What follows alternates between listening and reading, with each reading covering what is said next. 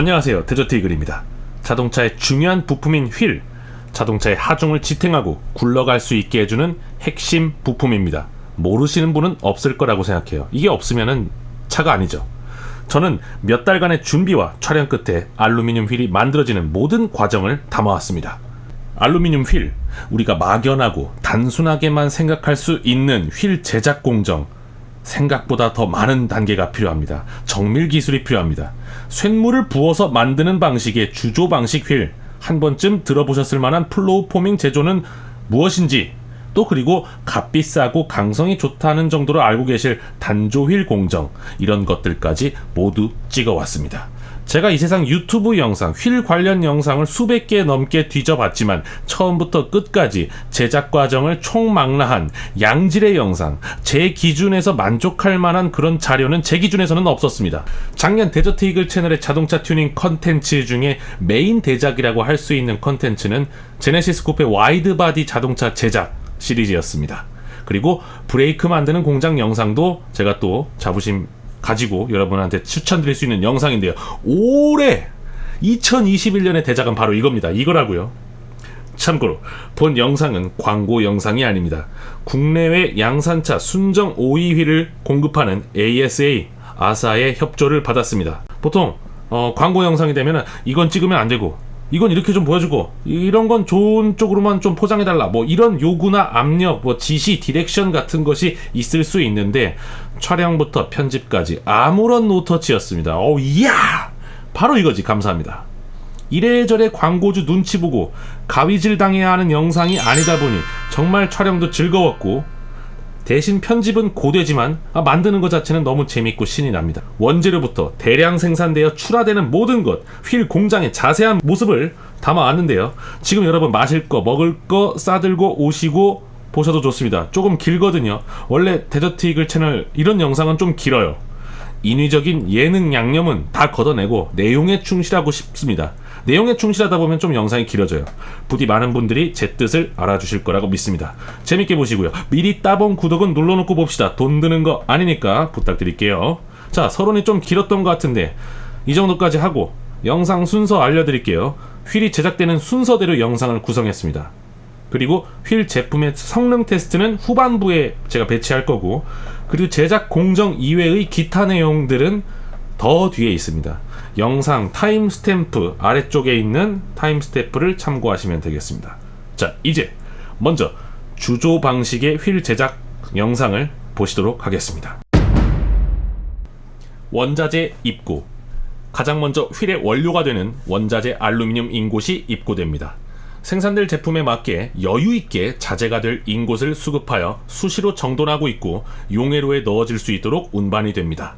인곳의 종류는 거대한 원통형의 압출 인곳, 단조 인곳, 합금 인곳, 비합금 인곳, 뭐 여러 종류가 있는데 제가 조금 조사를 해보니 인곳 1톤의 가격이 약 2만 달러 정도 하더군요. 철, 니켈, 주석, 아연, 구리 이런 것들과 함께 알루미늄은 전 세계적으로 사고 팔리는 대표적인 비철 금속 중 하나입니다. 화면에 보이는 인곳들은 휠 제작에 맞게 규정되어진 화학 성분이 포함된 인곳들입니다. 휠에 주로 사용되는 인곳은 92% 알루미늄이 함유된 마그네슘, 그리고 티타늄, 규소 등이 섞여 있는 A356.2 알루미늄 합금을 주로 사용한다고 합니다. 애초부터 질 좋은 원자재로 제작을 시작해야 되기 때문에 수시로 자재 인곳들의 품질을 따로 체크를 한다고 합니다. 두 번째, 용해 단계입니다. 입고되어진 알루미늄 인곳을 주조하기 용이하게 용해하는 공정입니다. 제가 용해로의 겉모습을 보고 입이 떡 벌어질 수밖에 없었는데요. 상상했던 것의 몇 배의 크기였습니다. 이 아사휠 공장은 연간 최대 400만 개의 휠을 생산할 수가 있는데 정말 카메라에 담기는 이 스케일, 예상했던 프로포션과 제가 실제로 눈으로 봤던 체감의 차이가 매우 큽니다. 아무튼 엄청나게 거대해요. 용해로는 가파른 계단을 타고 올라가 볼 수 있었는데 후끈하게 아주 건조한 바람이 온 피부를 강타했습니다. 엄청 열기가 엄청납니다. 720도, 760도. 이 밑에서 그러니까 덮여 있는 거죠, 뚜껑을. 그렇죠. 아니야, 형. 안 올라가네. 대략 750도 정도의 온도로 급속 가열하여 알루미늄 인곳을 뜨겁게 액체화시킵니다. 쉽게 말해 열을 가하여 쇳물로 녹인 상태를 만드는 것이죠. 이게 바로 용해 단계입니다. 탈가스 공정입니다. 이 공정에 쓰이는 설비는 RGB, 로터리 가스 버블링의 약자입니다. 아르곤과 질소 등 불활성 기체를 용탕 중에 주입하여 원자 상태로 녹아있는 수소가스를 분자 상태로 포집하여 대기로 방출합니다. 가스 농도를 낮추면 이 용탕의 품질이 올라가기 때문에 필수적으로 이 탈가스 공정을 거치게 됩니다. 탈가스 처리가 완료된 용탕을 주조일 경우, 단조일 경우 850에서 플러스 마이너스 50도 온도의 보온로에 투입합니다. 이게 식으면 안 되니까요. 신의 경지에 도달한 저 지게차 운전수분의 컨트롤을 보십시오. 용탕을 담은 용기를 기울여서 보온로에 투입하고 뚜껑을 닫습니다.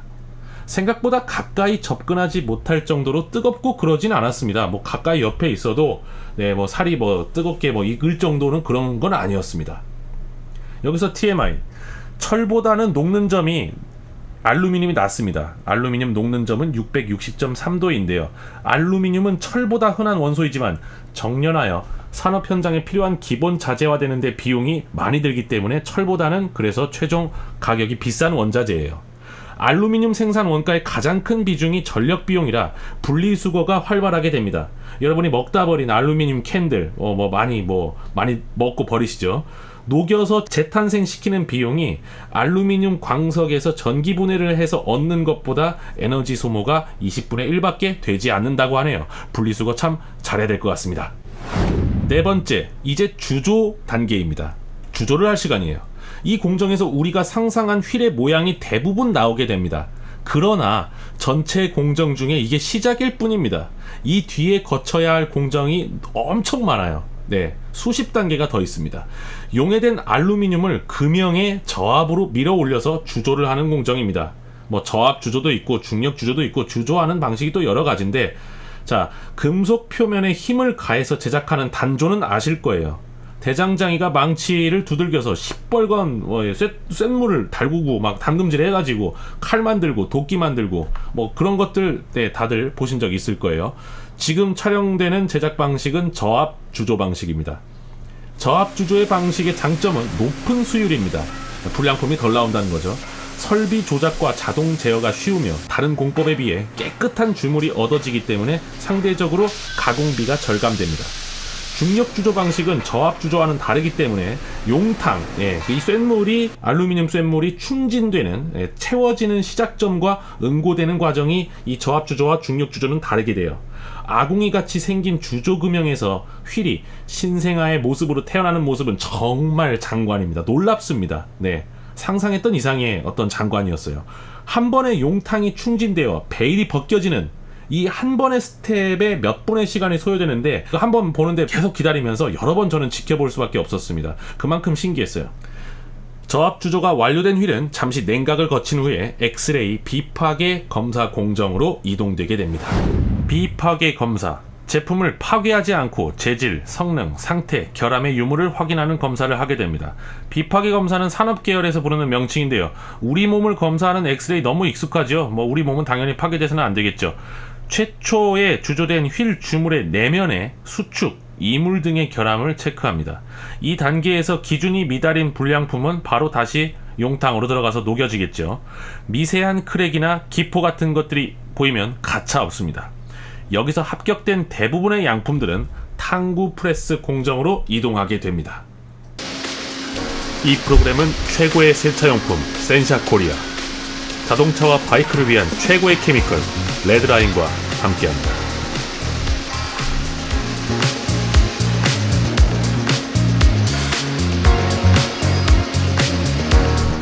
탕구 프레스.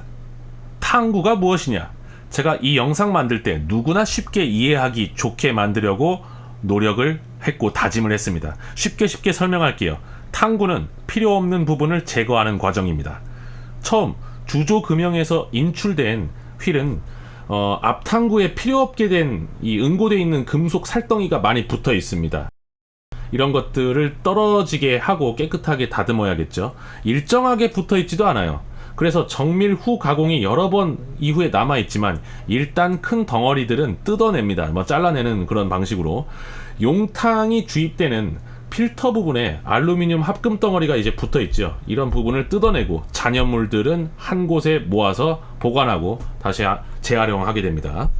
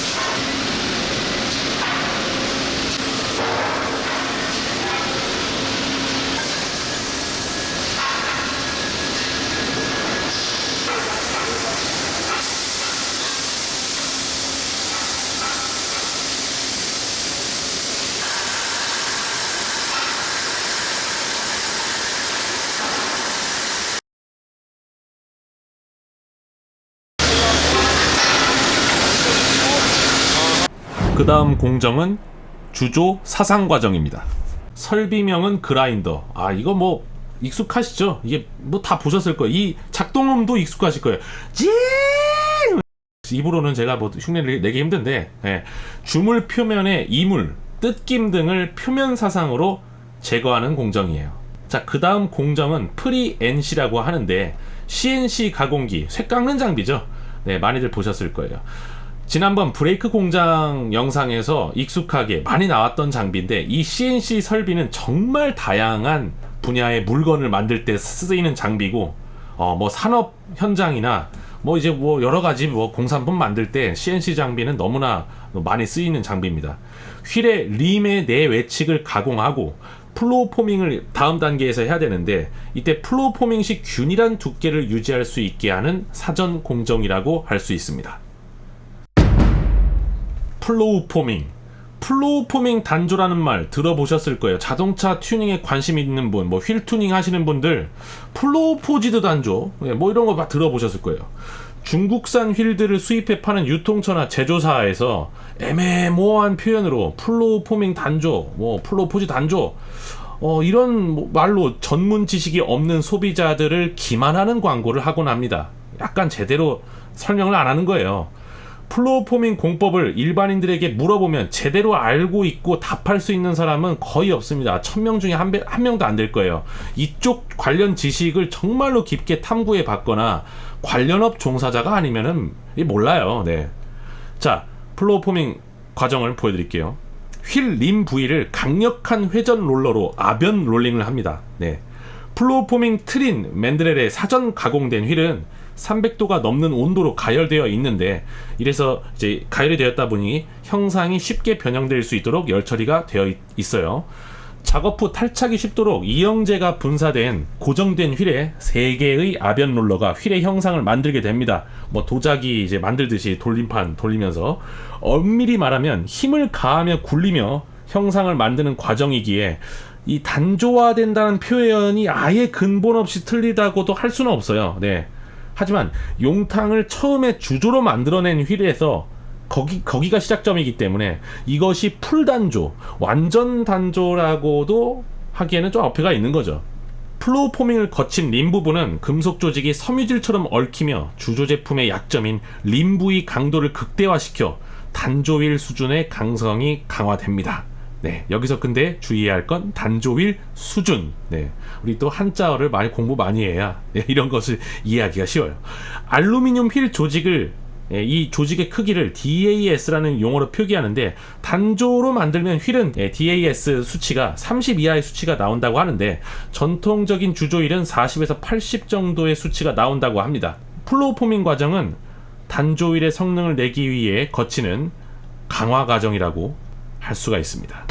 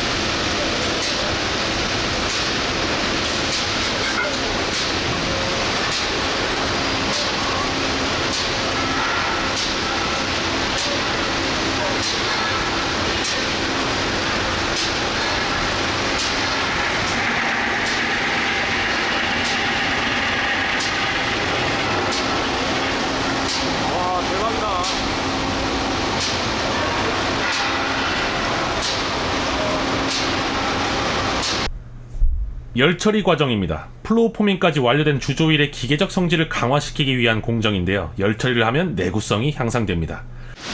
와, 나왔다. 9시간 만에 나왔어요 지금. 존나 덥네. 야, 여기서 들어가서 9시간 뒤에 일로 나오는 거야 이렇게. 제품의 경도와 인장 강도와 연신율이 끌어올려지기 위해 필수적인 열처리 과정은 거의 무려 9시간이 걸린다고 하네요. 열처리 가마에 들어간 후에 9시간이 걸리는데, 이 가마가 들어가고 나오는 게이트 오픈 시간이 또 텀이 워낙 길다 보니까 꽤나 촬영을 하면서 이 그림을 얻기 위해 오래 기다려야 했습니다. 쇼트, 열처리가 끝난 휠들이 드디어 사출되었습니다. 표면에 이물이 아직 남아있는데 이후 도장을 하기 위한 도장 물성 향상 공정이 꼭 필요합니다. 열처리 과정에서 생성된 잔류 응력이 제거되면서 표면이 미세하게 거칠어지는데, 도색의 이전 기본 단계인 샌딩, 사포질, 그걸 연상하시면 되겠습니다. 표면이 거칠어야 이후 도색될 페인트의 입자의 부착성이 좋아집니다. 그 다음 3번에 걸친 가공 과정이 있습니다. CNC 선반으로 주조된 제품이 설계 도면에 만족할 수 있는 재원으로 1차 가공이 됩니다. 이너림과 허볼 쪽이 2단계에서 가공이 되는데요. 이 과정에서 여기저기 튀어나온 미세 칩들이 제거가 되고 우리가 상상하는 휠 제품에 가까워진 제품 상태를 우리가 이제 목격할 수 있게 됩니다. 두 번째 가공에서는 1차 가공과 같은 맥락으로 아우터림과 캡 부위에 정밀 가공이 추가됩니다. 마지막 가공에서는 머시닝 센터로 들어간 알루미늄 휠의 조립홀 및 밸브홀을 가공하는 과정입니다. 도색과 검수, 마무리 공정이 더해지면 제품화가 되는 것인데, 이쯤 되면 자동화된 공장 설비를 보면서 오늘의 영상의 주인공인 알루미늄 휠보다 생산 설비와 공정과 관련된 부수적인 것들에 여러분들이 많은 관심이 생길 것 같습니다. 기계를 만드는 엄마 기계, 공산품을 만들기 위해 일상생활에서는 접하기 힘든, 평생 살면서 볼 일이 없을 수도 있는 그런 기계 장치들, 그것을 제어하는 소프트웨어들, 작동되는 것만 봐도 신기한데, 이런 기계들이 제대로 일을 해내는지 정기적으로 기계의 상태나 작동 상태를 검사해야 되고, 안전과 관련된 문제가 발생하지 않도록 곳곳에 체크리스트나 지침 가이드 등이 공장 곳곳에 표시되어 있었습니다. 우리가 본격 사회생활을 하기 전에 군생활 하면서 이런 것들을 처음 접하게 되는 경우가 많은데요. 매우 고맙게도 ASA에서 제가 물어보는 내용에 하나도 빠짐없이 답을 해줬습니다. 이 기계의 역할은 뭐냐? 온도, 이 수치는 어떤 의미냐? 1분에 몇 번 돌아가냐? 심지어 공정과 관련된 자세한 내용까지도 저한테 답변을 줬습니다. 물론 이 영상에서 그것들을 전부 다 보여드리고 읽어드리고 자막으로 쓸 수는 없어요. 기업의 기밀이고 제품을 만들 때 경쟁력을 갖추기 위한 회사의 사유재산이고 자산이기 때문이죠. 그런 것을 좀 유포하는 것은 좀 어렵겠죠. 헬륨 누출 검사를 합니다. 휠이 제대로 만들어졌는지 앞으로 거쳐야 할 테스트가 아주 많이 남아있어요. 타이어를 휠에 말아서 장착했을 때 공기가 빠져나오면 안 되겠죠. 그렇기 때문에 기체가 나오는지 누출 검사를 진행합니다. 타이어를 제품 하나하나마다 이 휠에다가 생산되는 것마다 말아볼 수는 없기 때문에 더욱더 과학적이고 정밀한 헬륨 리크 방식의 검사를 진행합니다. 이때 미세 균열이나 가공 등에서 결함이 생긴 건 없는지 체크를 꼼꼼하게 진행한 후에 드디어 휠 외관 검사로 넘어갑니다. 측정실. 치수 측정을 레이저 같은 걸로 하나 보네요. 외관 검사 단계 촬영 전에 측정실이 보여서 들어가 보았습니다. 3차원 레이저 정밀 장비로 휠 제품의 규격이 설계 치수에 맞게 잘 생산되었는지 측정을 하는데요. 사람의 눈으로는 절대 판단할 수 없을 정도로 미세한 공차 오류를 감지합니다. PCD 홀이 잘 뚫려 있는지, 휠의 밸런스가 잘 나올 수 있는지 여러 가지를 체크하겠죠. 이런 측정 장비는 가격이 싸면 수천만 원, 억소리 나오는 장비들이 대부분입니다. 가공품 외관 검사. 이제 도장에 앞서 제품의 외관 상태를 체크합니다. 외관 견도 한계라는 불량품의 예시가 공장 곳곳에 공정마다 배치되어 있는데요. 지금 보시는 것들이 마스터 샘플들입니다. 간발의 차이로 불량품이 된 녀석들의 예시이지요. 네. 어떤 유저들한테는 이거 리퍼나 뭐 B급으로 그냥 좀 싸게 주면 난 잘 쓸 수 있을 것 같은데 뭐 이런 정도의 제품들도 많이 보였는데, 뭐 예를 들어서 금속 주조가 뜯긴 것, 가공이 조금 불량했던 것, 공정 중에 찍힘이 있는 것들, 뭐 여러 가지 유형들이 정리가 되어 있는데, 이런 것들은 너무나 아깝지만 다시 녹아서 태초마을로 돌아가는 운명이 됩니다.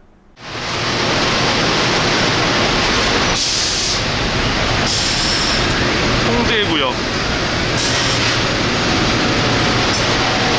야, 이거 한쪽 문밖에 안 열려. 네. 바람 나왔어요. 네. 여기가 천천히 들어가는 겁니다. 본체. 17번째 전처리 과정입니다. 가공 후에 묻어있는 절삭유 그리고 이물질들을 제거하는 공정을 가집니다. 최근에 절삭유를 가까이 접하는 일이 많아지네요. 그런 촬영을 제가 좀 많이 했습니다. 공장 촬영을 종종 하다 보니까 이 절삭유 특유의 냄새, 역겹지도 않고 그렇다고 그렇게 향긋하게 좋은 냄새도 아닙니다. 오묘한 냄새예요. 그 과정에서 탈지 작업이 선행됩니다. 도색이나 세차를 할 때도 유분기를 없애는 탈지 작업은 필수인 거 아시죠? 뭐 휠 유리막을 올린다거나 랩핑지를 바르기 위하거나 뭐 면에 뭔가 이물질이 묻어 있으면은 도색이든 랩핑이든 그런 것들이 잘 붙질 못합니다. 그래서 휠 도색을 할 때도 예외가 아니에요. 잽잽이가 아닌 매니아들이 즐겨볼 만한 컨텐츠가 가득한 드저티이글 유튜브 채널에서는 이미 휠 도색, 휠 코팅, 심리메덱 등등 자동차 튜닝과 관련된 양질의 컨텐츠, 재밌는 컨텐츠들이 많이 준비되어 있으니 채널 구독하시고 재밌게 즐겨주시기 바랍니다. 데저트이글이 추천하는 세계 최강의 모터 케미컬 레드라인. 전처리 과정에서 정밀 세척을 마친 휠들이 도장의 첫 단계인 분체 도장을 시작합니다. 내식성을 갖추고 도장 외관의 평탄도를 유지하기 위한 하도를 칠한다고 이해하시면 됩니다. 분체 도장이란 일명 파우더 코팅이라고 하는데 가루나 분말 형태의 도료를 뿌려 액체 도장과는 방식이 다른 방식입니다. 분체 도장 방식에는 유동 침적, 정전 유동 침적, 정전 방식 등이 있는데 쇼트, 핸딩하는 사전 작업은 액체 도장과 동일합니다. 분체 도장의 장점을 나열해보면 첫 번째 내식성, 접착성, 그리고 내구성이 우수하고 방수 기능이 있어 부식에 강합니다. 두 번째, 균일한 두께의 도막을 얻기 쉬우며 표면과 모서리, 엣지 등의 마감이 뛰어납니다. 세 번째, 액체 도장에 비해 도료가 분말이라 작업 도중에 떨어진 것을 다시 회수하여 재사용이 가능하며 페인트는 한번 용기에서 꺼내면 굳어버리는데 분체 도료는 사용할 만큼 쓰고 재사용과 장기 보관이 용이합니다. 넷째, 신나가 필요 없어 대기 공해 오염이 없다는 것이 장점입니다. 분체 도장이 완료된 제품에 색상을 입히는 공정입니다. 총천연색의 유채색 컬러부터 검정, 회색, 흰색, 은색, 금색 이 단계에서 최종적인 휠 제품에 컬러가 입혀집니다. 도장 도료는 인체에 해롭고 공장 내부를 오염시키는 물질이기에 통제된 도색 부스가 따로 밀폐되어 있습니다. 문을 열어서 들어가 볼 수는 있었으나 위험을 감수하고 제가 안으로 들어가서 촬영을 하진 않았습니다. 그리고 도색 부스 내에서 벽에서 물이 계속 흘러내리는데 이게 왜 흘러내리냐면 도색 입자들이 굳어서 석회암 동굴처럼 그 종류석처럼 용식이 되는 고드름이 안 생기게 하게 하려고 이런 물이 뿌려진다고 하네요. 하나의 물건이 만들어지기 위해 소비되는 에너지와 공업 용수들이 이런 곳에서 이런 방식으로 사용되는 겁니다. 20번째, 전면 가공. 제품의 디자인이 두드러지는 전면의 표피층을 가공하여 알루미늄의 컬러를 유지할 수 있도록 하는 과정을 CNC 가공으로 처리를 합니다. 하도부터 도색을 먼저 올린 후에 도장면을 절삭하여 원래의 알루미늄층을 보이게 한다는 거죠. 칠해놓았는데 이런 과정이 필요 없는 디자인의 형태의 휠이라면은 이 과정은 생략이 될 수도 있는 공정이지요. 이 단계부터 휠 제품에 따라서 도색 방식과 후가공 방식이 조금씩 바뀌게 된다는 점 참고하십시오. 분체 도장을 한 번 더 합니다. 아크릴 클리어 도장이라고 하는데요. 투명 매니큐어처럼 마지막에 도막을 더 두껍게 하고 내구성을 좋게 하는 클리어 도색을 하는 것인데, 일반 클리어 코팅보다 아크릴 분체 클리어가 더욱더 강력한 성능을 발휘합니다. 크롬 도금휠은 습식 도금 기법을 사용할 경우 중금속, 폐수들이 많이 발생하는데, 이러한 방법은 환경적으로도 훨씬 더 친환경적인 공법입니다. 앞전 전면 가공으로 도막을 벗겨냈던 휠들은 분체 도장으로 클리어 코팅을 올려주면서 제품 내구성을 강화시킵니다. 과연 양품인가 불량인가? 양품.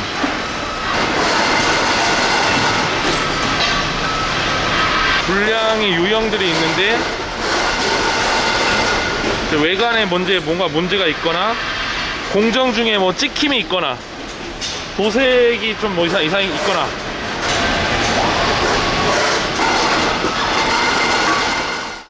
여기까지 정말 많은 과정을 통과한 알루미늄 주조 휠이 제품의 중심 기준과 흔들림 및 정적 불평형량의 검사를 하게 됩니다. 전문 감독관이 육안으로 구석구석 휠 제품의 외관 상태와 도막 두께를 체크하고 꼼꼼하게 검수를 진행합니다. 이곳에서 최종적으로 불량품으로 분리되는 제품은 일부는 내부 테스트장으로 옮겨지고 대부분은 다시 태초마을인 용광로로 들어가게 됩니다. 최첨단 자동화된 설비와 로봇들이 지치지 않고 생산을 하지만 결국 사람이 판단하고 최종적으로 봐줘야 하는 부분은 여전히 존재한다는 것이죠. 인간만이 해낼 수 있는 영역이 아직도 건재하다는 것입니다. 인간은 지치고 피곤할 수 있고 컨디션에 기복이 생겨서 오전 오후 쉬는 시간도 있고 밥도 먹어야 되고 뭐 아플 때도 있지만 공장 노동자들을 위한 배려가 많이 되어 있다는 것을 느꼈습니다. 이런 부분이 잘 되어 있어야 하죠. 마지막 포장 단계입니다. 휠이 개별 포장되기도 하고, 오늘 공장에서 나오는 제품들은 대부분 양산차 자동차 제조업체로 가게 될 OE 공급품들입니다. 토요타, 닛산, 미쯔비시 같은 일본 브랜드에도 납품이 된 적이 있었고, GM, 쉐보레, 쌍용 등에도 현재 ASA는 휠을 공급하고 있습니다. 놀랍게도 다른 공장에서는 여러분도 아실 BBS나 워크의 휠도 생산하기도 했다고 하네요. 공급처에 따라서 한 층마다 포장하는 휠의 개수가 다른데 이건 주문자의 뜻이겠지요. 자, 일본으로 수출될 자랑스러운 국산 국산품이 일본으로 수출될 하나에 25개입니다. 50, 200. 야, 저것만 해도 휠이 1000개예요. 요거는 이제 GM으로 가는. 보통 이제 11파레트 실리가 되고요. 아, 네. 저건 더 많은 것 같은데요? 5, 10, 15, 20, 35개인데요? 40이요? 네. 6개씩? 네, 6, 7에 40이. 아, 이동하기 위해 상차되고 있습니다. 자동차의 바퀴살, 휠이 이렇게 복잡한 공정을 거쳐서 만들어집니다. 능숙한 솜씨로 신속하게 한 팔레트 위에 휠들이 담기는 모습을 보면 맨 처음 우리가 이 영상에서 보셨던 맨 처음 태초마을 용광로 가기 전에도 존재했던 인곳에서 시작했던 시작점이 머릿속에 떠오르시지 않습니까? 안전하고 신속하게 움직이는 지게차의 달인분들이 신속하게 대형 화물차에 휠 제품들을 상차하고 있습니다. 괜히 달인으로 부르는 게 아니라 여러분들은 편집된 짧은 커트만 보시겠지만 저는 1박 2일로 이곳을 촬영하면서 상차하는 모습, 하차하는 모습, 지게차들이 물건을 이 물류 이동을 시키는 모습을 보니 정말 빠르고 정확했습니다. 휠 제품을 가득 싣고 주문자가 지정한 장소로 휠 제품들이 운반이 되며 휠 생산이 이렇게 끝 마무리되게 됩니다. 아직 끝난 게 아닙니다. 휠 테스트 연구소 방문해 보셔야죠. 그리고 단조 휠 제작 공정 궁금하실 겁니다. 가시죠. 휠 제품의 성능 테스트를 하는 연구동 촬영을 허가받았습니다. 첫 번째 테스트는 휠의 무거운 중량의 무게추를 떨어뜨려 휠 제품의 내구도를 테스트하는 장비입니다. 거의 매일 연구 중인 제품이나 생산 완료된 제품에 대한 충격 시험이 이루어지고 있었습니다. 어떤 방식으로 실험이 진행되는지 시청자분들도 쉽게 예상이 되시지요? 먼저 실험하기 전 휠 너트를 꼼꼼하게 제조사 규정 토크로 조여줍니다. 이날 실험되는 제품들은 13도 각도로 눕혀진 휠 제품을 500에서 600kg의 중량추를 23cm 높이에서 떨어뜨리는 실험을 실시했습니다. 자, 두 개를 누르면 삐. 그 다음에 툭 떨어져.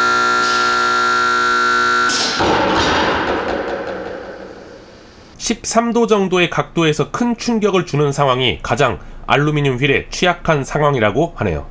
충격 장면을 슬로우 비디오로 한번 보시죠. 중량추가 낙하되면서 가해지는 부하가 휠에 강력한 충격을 줍니다. 혹시 휠이 깨지거나 변형이 온다거나 하는 장면을 기대하셨나요? 그런 장면을 기대하셨다면 조금 아쉽군요. 이 휠은 정상입니다.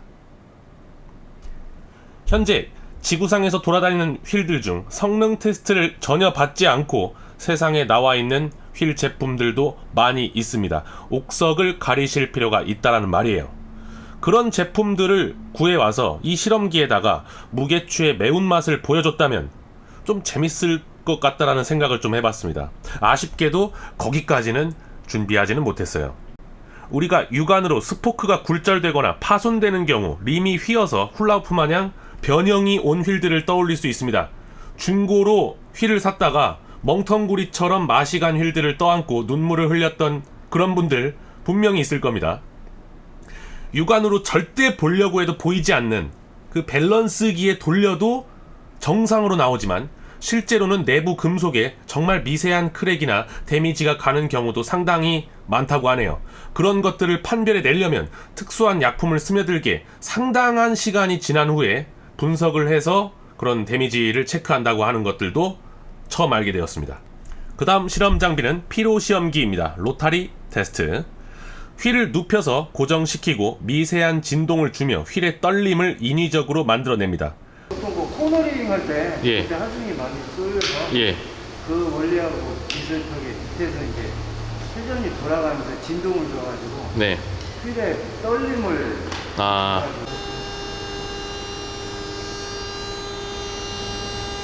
불규칙한 노면과 진동과 요철을 수없이 지나가며 차의 하중까지 견뎌야 하는 휠이 변형되지 않고 오랫동안 원래의 성능을 낼 수 있으려면 이런 가혹한 부하를 주는 상황을 만들어서 테스트를 할 필요성이 있습니다. 휠 제품마다 조금씩 다르지만 보통 20만 사이클을 돌린다고 하네요. 작동이 시작되면 그동안 살면서 들었던 고주파음과는 차원이 다른 진동음이 발생합니다.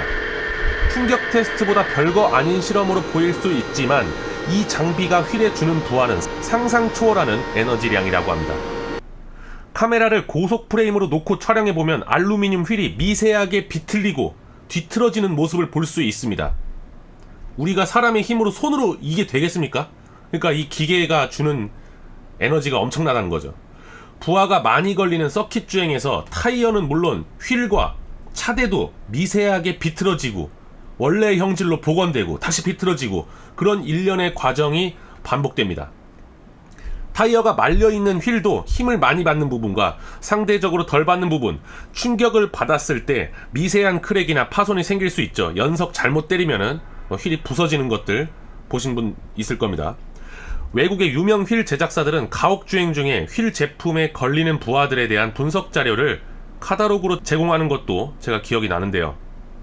과학은 뇌피셜로 추정해서 대충 이럴 것이다, 대충 이 정도 나올 것이다, 이런 건 없습니다. 많은 시행착오와 실험을 거쳐서 도출된 결과를 가지고 정확한 분석을 한 것 가지고 이야기를 해야겠지요.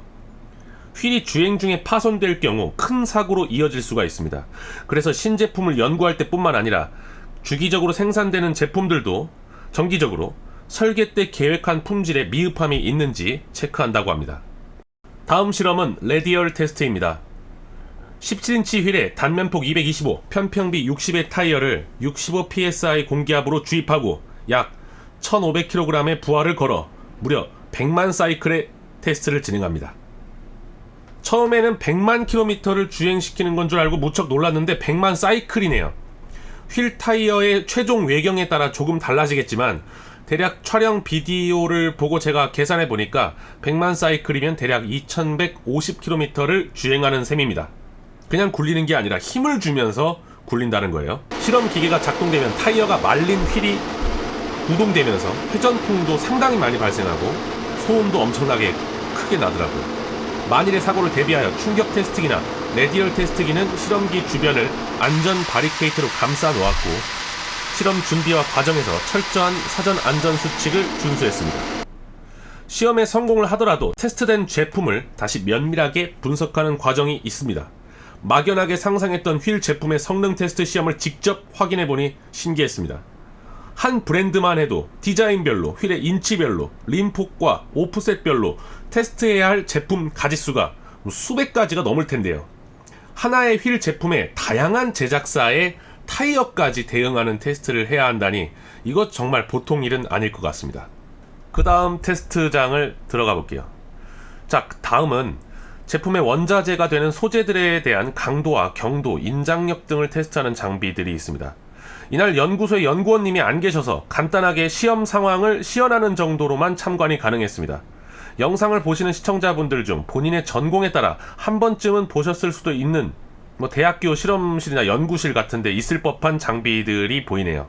인장력 측정기, 금속 현미경, 투영기, 경도기 등의 장비가 보였습니다.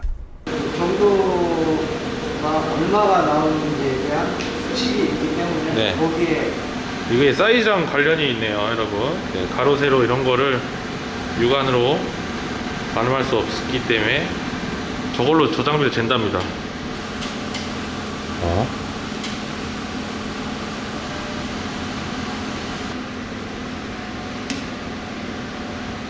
그래서 여기서 이제 X축, Y축의 지름을 재가지고 네, 저희가 이제 있는 수식에 계산을 시키는 거 넣는다. 대입해서 측정값에서. 예, 한공포 이런 거 잘 못 보시는 분도 있을 텐데.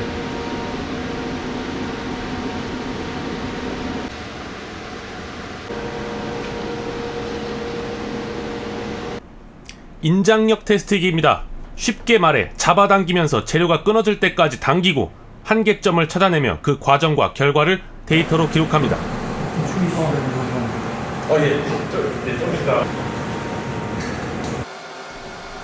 자, 5배 속도로 돌렸는데 아주 미세하게 잡아당겨지는 모습을 관찰할 수가 있습니다. 보이시나요? 조금씩 늘어나고 있습니다.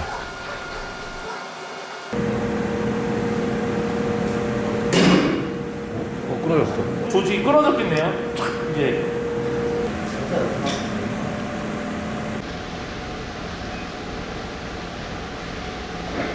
예, 색상 비교기. 이거 어떻게 구별하지 이걸? 기계가 구별해냅니까 이거를? 저희 이제 이걸 육안으로 여기서는 육안으로 비교를 하고요. 아, 실제 계측기가 있습니다. 예, 그걸로 이제 측정을 해서 값이 얼마나 서로 차이가 나는지 알 수가 있거든요. 예. 뭐 따뜻한 온도에 뭐 할로겐 빛 같았고 식기살균기 빛. 네. 여러분 이게 구별이 이 휠의 샘플 이렇게 잘랐네요. 제가 보니까 아까부터 저기 내식성 실험장도 보면은 조금 구별이 되세요? 이제 장비를 가져오시는. 심은 거 외에는 네. 육안으로는 그쵸. 확인이 솔직히 잘 안 돼요. 예, 그래서 지금 이 두 개는 어차피 양품이라 예. 이렇게 아, 찍어봐도 네, 거의 비슷한 값이 나오는데 네, 실제 이제 안 좋은 제품하고 좋은 제품하고 비교를 해보면 좋은데 네. 실제 그렇게 분량 나오는 경우는 거의 드물죠. 그래서 지금은 그 상황을 보여줄 수는 없지만, 네, 아무튼 이런 식으로 실험을 한다. 금속 현미경은 아주 중요한 테스트를 합니다. 열 처리된 제품을 부위별로 절단하여 시편을 제작한 후 조직사진 촬영을 위해 연마를 합니다. 그런 후 현미경으로 마스터 10편을 50에서 500배 정도 확대하여 사진과 영상을 촬영하여 조건관리 표준에 따라 분석하여 합격, 불합격 여부를 판단하고 데이터를 기록합니다. 여기서 합격이 안 나오면 용해됩니다. 다 녹는 거예요. 내수성 시험기. 이제 뜨거운 물 같은 데다가 넣어가지고 예. 얘가 이제 도장이 벗겨지나 안 벗겨지나. 아, 내습성 시험기. 네. 네. 그 두 가지를 합쳐서 예. 아, 어떨 때는 염수도 했다가 예, 예. 이 시간에는 카스도 했다가 복합. 그런 식으로 이제 네. 사이클로 돌려가지고 그 실험은 보통 8주. 8주. 그러니까 이런데 수조에 넣어놓고 8주 동안. 지금 공도에도 오면은 염수 분무 그런 구간이 있어요. 그 결빙되지 말라고. 그래서 이제 그런 환경을 훨씬 더 부하를 주는 환경을 줘서 네, 그런 이제 제품이 어떻게 되는지. 아니 솔트 소금이니까. 네. 이런 상태로 네. 지금도 실험 중이었군요. 온도도 상당히 좀 높았던 것 같습니다. 네, 온도는 이제 보통 지금 온도가 지역에 따라서 35도로 보였는데. 네. 네, 이 제품 지금 35도. 아, 그럼 카스 이것도 실험하고 있었군요. 근데 카스 실험이 뭐죠? 이게? 카스는 이게 아까 여기 제목에 있었던 건가요? 그 염수 분무에 이제 다른 용액을 또 섞어요. 네. 그래서 훨씬 더 데미지를 많이 아, 네. 지어주거든요. 오. 야. 좀 멀쩡한데요? 요거는 들어간 지 입수한 지 얼마 됐나요? 이거는 한 달. 한 달이요? 아니, 한 달 있었는데 멀쩡했어, 내가. 아까 봤는데. 뭐 아무, 예. 막 사가서 막 문드러지고 그런 건 없었는데. 아, 이게 좋은 거 보여주셨습니다. 영상은 유료 후원 광고가 아닌 다큐멘터리입니다. 네. 여러 양산차에 들어가는 이런 휠들 보이시면은 뭐 다양한 색상으로 다양한 형상의 모양으로 휠들이 전시되어 있는 것을 볼 수 있습니다. 지금 제가 걸어 나온 이곳은 연구동이고요. 네. 휠을 설계하고 테스트하고 과학기술적으로 좋은 품질의 휠을 만들기 위한 연구동이라고 할 수 있고, 지금 정면에 보이시면은 거대한 규모의 ASA 전주 휠 공장입니다. 지금도 이제 양산차 업체, 뭐 미쯔비시, 도요타, 쉐보레, 쌍용 이런 이제 양산차 업체들에 대응되는 휠들이 생산되어서 지금도 계속 트럭에 실려서 화물로 나가고 있습니다.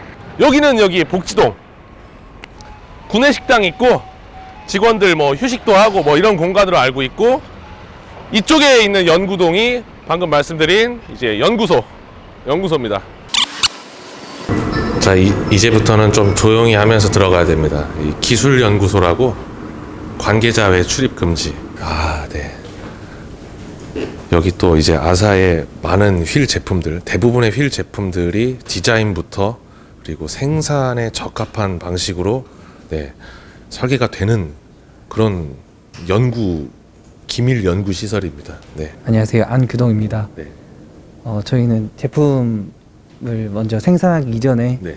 3D 데이터로 확인을 하고, 네. 그다음에 이제 휠 단품으로 그 시험도 하거든요. 강도 시험을 하는데 네. 강도 시험을 하기 이전에 해석까지 완료를 하고 이게 괜찮은 제품인지를 확인을 하는. 에어로다이나믹 쪽 제품 보면 막 CFD나 이런 것들 네. 하는 걸 좀 봤었거든요. 이게 네. 뭐 약간 비슷한 건지 모르겠지만 이제 컴퓨터로 먼저 한번 네. 다 돌려보는다라는 의미로. 네, 맞습니다. 네. 예.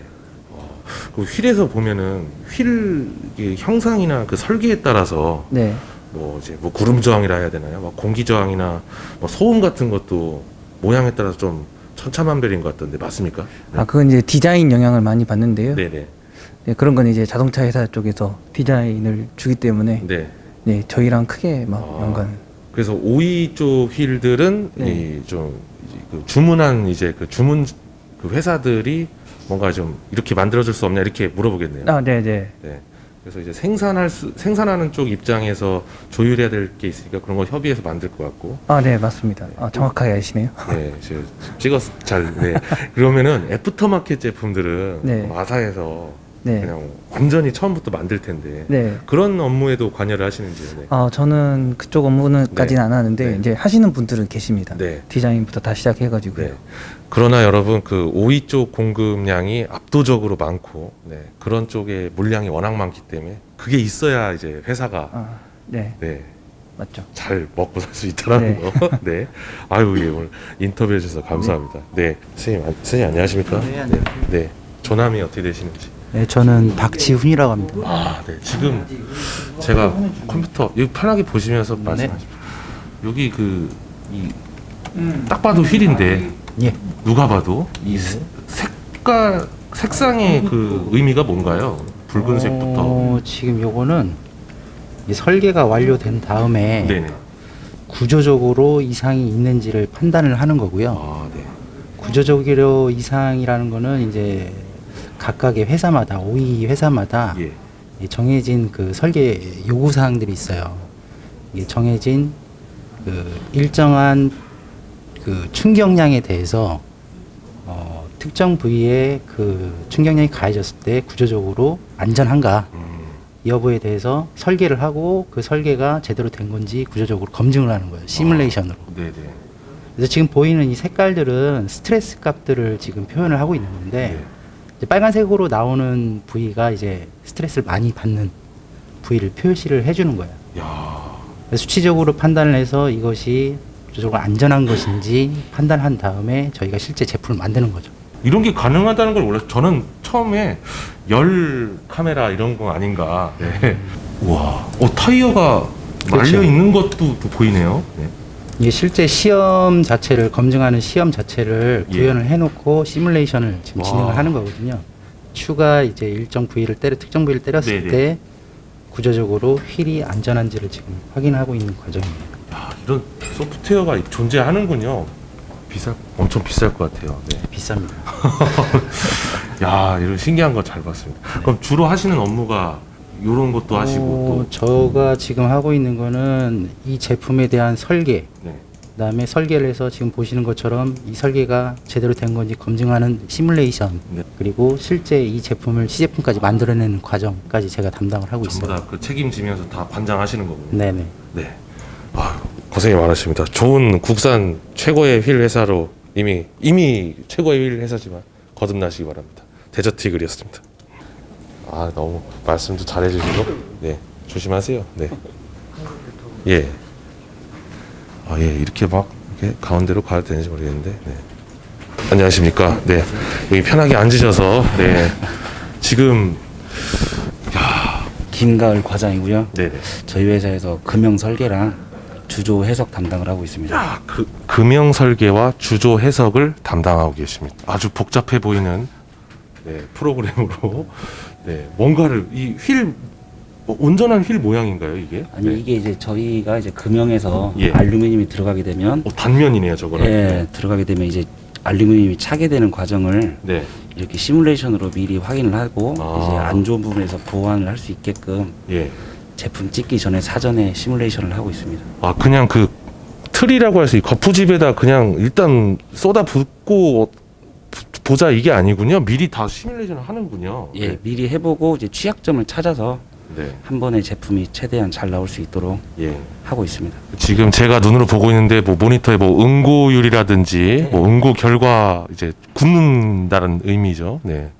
네, 뭐 그런 것도 보이고 뭐 온도, 시간, 뭐 수축, 잔류 역상 뭐 이런 항목들이 지금 눈에 보이고 있습니다. 네.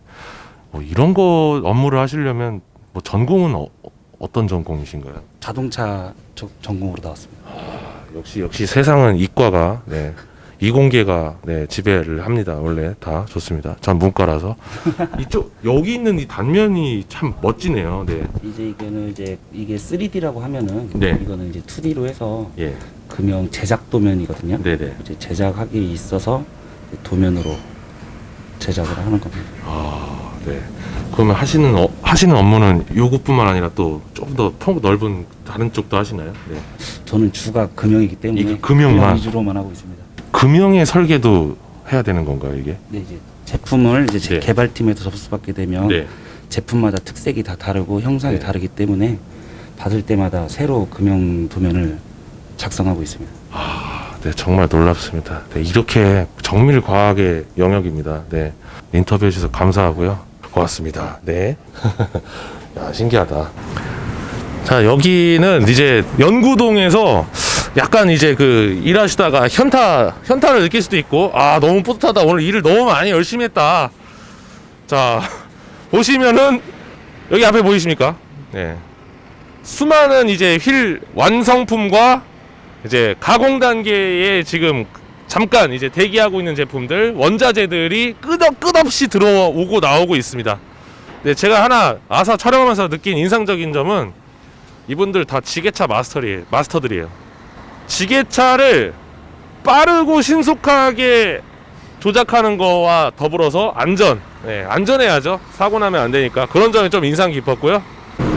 자, 뭐 여기가 대회의실인데, 네, 회의실 진짜 넓네요. 네. 조금 이따가 공정에서 설명할 건데, 플로우 포밍이 여러분 뭔지 많이 들어보셨을 거예요. 플로우 포밍이 근데 뭔지 여기 단적으로 설명되어 있는데, 이 두 개가 원래 똑같은 거였습니다. 원래는 이건데 플로우 포밍 기계에다가 돌리면서 확장이 되는 거예요. 마치 파이프를 확관하듯이, 네, 열이 조금 가해져 있는 상태인 것을 이제 아주 거대한 장비에다가 집어넣어서 로봇팔로 집어넣은 다음에 돌려서 이제 원하는 이제 규격 재원에 만드는 거죠. 여기 보시면 아직은 이런데 이제 그런 꺼끌꺼끌하거나 이런 것들이 있는데, 마지막에 이제 마무리 과정에서 이런 것들은 깨끗해지는 것이죠. 그 밑에 있는 것들은 이제 화물차 트럭용 휠들입니다. 뭐 이런 게 있다 정도로 이해하시면 될 것 같고, 저희 일반 유저들한테는 뭐 화물차 휠 뭐 이렇게 그냥 넘어가면 될 것 같고, 뭐 이거 보면은 이제 공정에 대한 얘기들, 하나 빼먹었는데, 이제 투게이트로 이제 주조를 하는 모습 다 제가 찍을 거고 이미 사실 찍었어요. 2일차 촬영해서 지금 오프닝을 찍고 있거든요.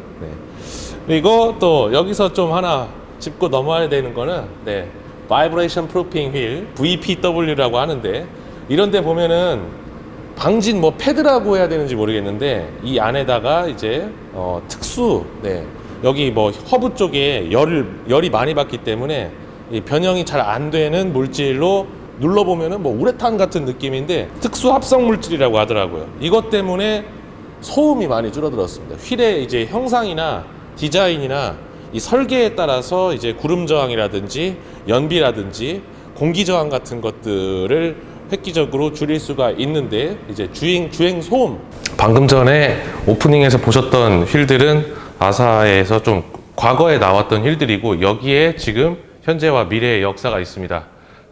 이게 벨로스터 N에 적용되는 18인치 휠들입니다.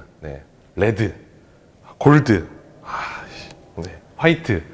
여기서 짚고 넘어가야 될 게 있는데, 보통 휠에 이런 이제 그 브랜드 제품 마크 같은 것들이 스티커로 적용되는데, 여기가 레이저로 지금 음각으로 살짝 파져 있거든요. 그 위에다가 클리어 코팅 도색을 했기 때문에 내구성에서 상당히 아주 스티커보다는 비교할 수 없을 정도로 강력한 내구도를 자랑합니다. 스티커 뭐 세차하다가 아니면 달리다가 휠에 또 열이 많이 전도되고 그러면은 스티커 같은 것들이 많이 뜯어질 수 있는데, 이 아사에서 적용한 그런 신기술이고요. 중형 세단에 적용되는 휠들이고요. 멋지죠? 아주 이제 전통적인 스탠다드한 디자인의 여러분 이제 M 클래스 BMW 원메이크 레이스에 적용되는, 보시면은 PCD 규격이 조금 자세히 보면은 우리 일반적인 국산차 114 PCD랑은 조금 다른 120 규격의 PCD에 BMW M 클래스에 적용되는 휠들입니다. 그리고 이거는 지금은 구형이 된 구형 카니발에 적용되는 휠들인데, 인치수가 점점 커지죠.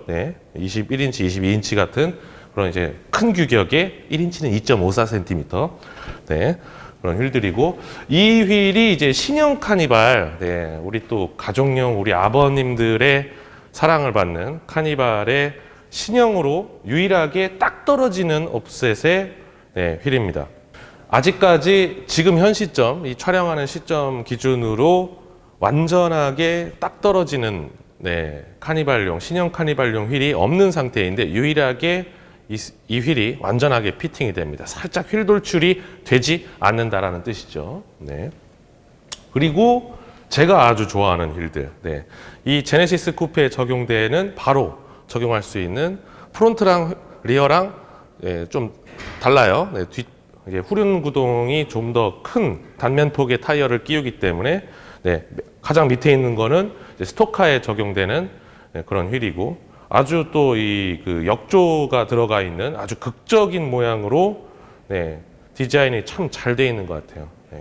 림도 조금 이제 나와 있어서 아주 어떤 색상의 차량에 피팅을 해도 멋진 분위기를 연출할 수 있는, 그리고 서킷 주행이나 이런 데서도 전부 다 실험이 되고 검증이 되어 있는 휠입니다.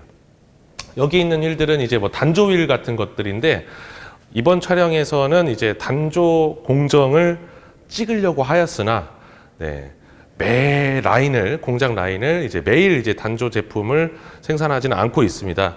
그러나 이제 제가 드리고 싶은 말은 우리나라 국산 휠 업체도 완전한 단조로, 공정 자체가 완전 단조인 그런 제품이 생산되고 있다라는 것을 보여드리고 싶어서 잘 진열해 놓으셨네요. 처음부터 쭉 오면서 봤습니다. 여기까지 보시면 와, 여기 휠 예쁜 거 많네. 이 업체를 처음 접하시는 분들도 내가 끼고 싶은, 낄만한, 가지고 싶은 휠들이 있다라는 생각을 분명히 하실 거라는 생각이 듭니다. 전주 공장 촬영 한 달 뒤에 단조 휠 공정을 찍기 위해 금산에 있는 ASA 금산 공장을 찾았습니다. 단조 공정은 매일 가동하지 않기 때문에 단조 휠 제품이 생산되는 날에 맞추어야 했습니다. 공기 좋고 물 맑은 충청남도 금산군의 금산 공장으로 제가 드론을 날리면서 공장 전경을 촬영해 봤는데요. 공장 건물에 과거의 역사의 흔적이 조금 보이네요. BBS와 워크웨어 휠을 과거에 생산한 적도 있었다고 합니다. 후가공, 도색 및 상품화 단계는 주조 휠 제작과 똑같기 때문에 단조 프레스로 단조 휠을 찍어내는 장면만 얻으면 충분할 것 같다는 판단하에 국내에서 보기 힘든 유일한 단조 휠 제작 공정을 촬영 협조를 얻는 데 성공했습니다. 이 크고 거대한 크기의 프레스를 보십시오. 속된 말로 보고 지렸습니다. 설비 가격은 거의 100억 원에 가깝다고 합니다. 이런 장비는 장비값 뿐만 아니라 구동하기 위한 에너지 공급, 이 장비를 이제 배달시키려면은 엄청난 또 물류비가 들었겠죠. 제어, 유지, 보수, 관리에 깔려야 되는 엄청난 막대한 인프라 비용이 추가됩니다. 인터넷 검색을 해보니 단조 프레스의 톤수별로 가격이 천차만별인데 중고 단조 프레스들도 활발하게 거래가 되더군요. 지금 보시는 이 단조 프레스는 7,000톤짜리 장비입니다. 엄청 큰 장비에 속해요. 1,000톤 미만의 프레스와는 규모 자체를 달리합니다. 제가 서 있는 상태에서 머리를 천장까지 끝까지 올려야 그 끝이 보일까 말까 할 정도니 크기와 위용에 압도되었습니다. 앞서 보신 저압 주조 방식의 공법은 주물을 만들어내는 설비 크기도 작고 여러 대의 라인을 구축하기 쉬워서 동시에 여러 개의 제품을 생산할 수 있어 생산 효율과 수율이 매우 좋습니다.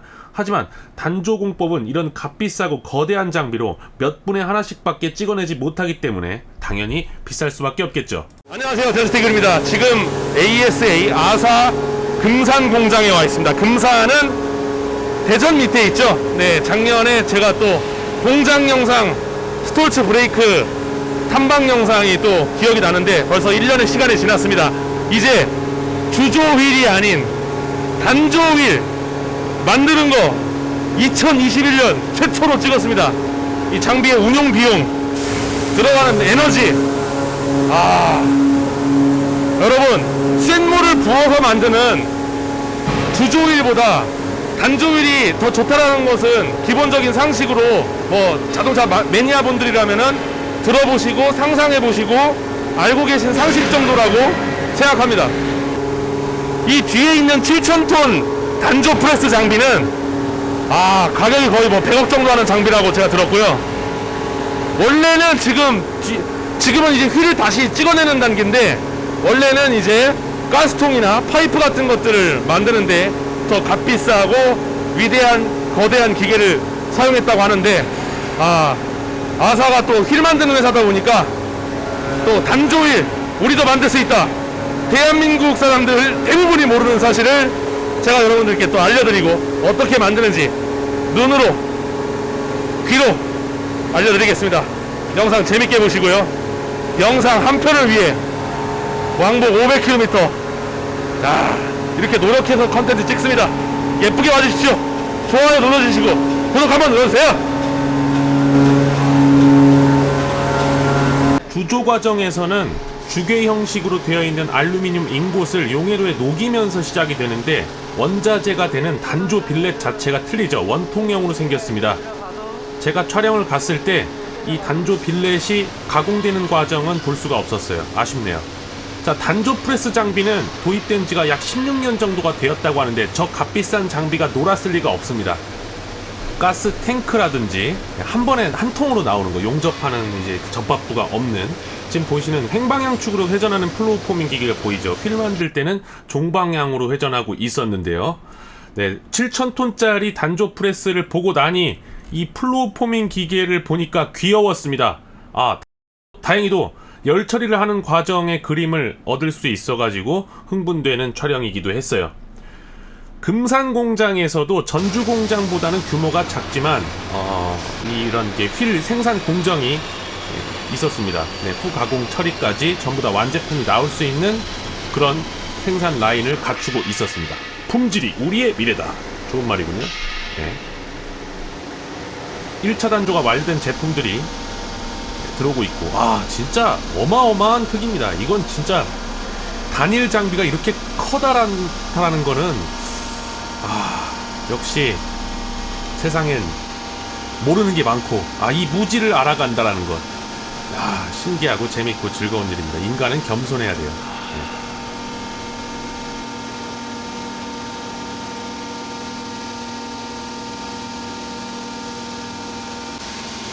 계속 뭔가를 뿌리는데 저는 처음에 저게 증기 스팀 같은 건 줄 알았어요. 청소하는 건가 싶었는데 물어봤더니 흑연과 오일을 혼합한 것을 뿌려서, 그러니까 이 단조물에 알루미늄이잖아요. 이게 이물이 붙으면 안 되기 때문에 세척하는 개념으로 뿌린다고 들었습니다. 그리고 이제 단조물이 잘 나오기 위해서는 열 처리, 망치와 모루의 원리로 위에서 그냥 찍어 누릅니다. 형상 단조라고 합니다. 7,000톤의 힘으로 눌러주고 있습니다.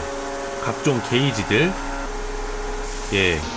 좀 뭔가 떡방아 찍듯이 이 제어실에서 단조 프레스 쪽에 있는 팀원들과 여기 작업하시는 분들이 팀워크가 잘 맞아야 될 것 같더라고요. 아주 전문 경력자분들이 이런 단조물을, 지금 화면에 보이시는 분은 경력 20년 차의 단조 마스터 선생님이라고 하십니다. 프로펠 압력은 뭔가요? 63%. 비전문가지만 버튼에 명칭이 다 써 있어서 대충 뭔지는 파악이 되네요.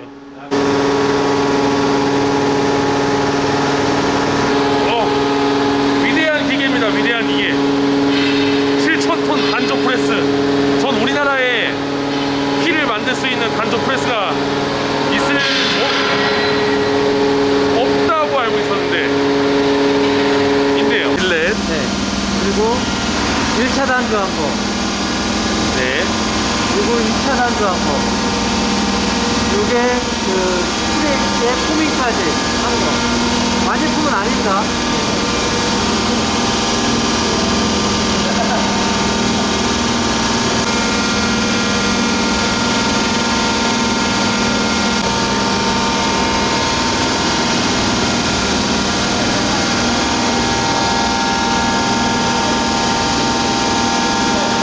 네, 안녕하십니까. ASA 연구소에 근무하고 있는 윤성 이사라고 합니다. 지금 제품 개발 업무를 진행을 하고 있습니다. 요게 7,000톤 장비인데, 금액으로 하면 한 70억에서 80억 정도 하는 장비입니다. 그리고 국내 유압으로 하는 7,000톤 프레스는 아마 ASA 말고는 가지고 있는 데가 없을 걸로 알고 있습니다. 7,000톤 프레스 가지고는 지금 현재 찍고 있는 알루미늄 단조일하고, 그 다음에 가스 용기, 가령 수소가스라든가 LPG 가스라든가 그런 용기까지 같이 생산을 하고 있는 프레스입니다.